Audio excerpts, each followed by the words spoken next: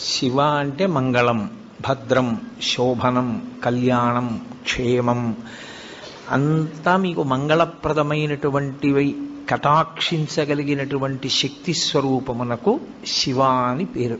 అందుకే శివునకు అమంగళమునకు సంబంధం ఉండదు. అసలు ఆయన ఎన్నడూ అమంగళము చేయువాడు కాడు.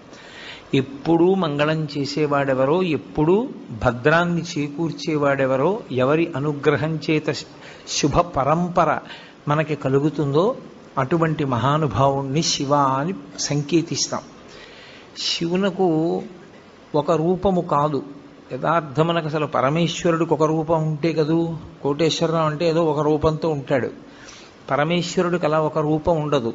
ఆయన చేసినటువంటి చేష్టితముల వలన భక్తులను అనుగ్రహించాలనేటటువంటి ఆయన యొక్క కారుణ్య తీవ్రత వలన ఆయన అనేక రూపములను ధరిస్తారు.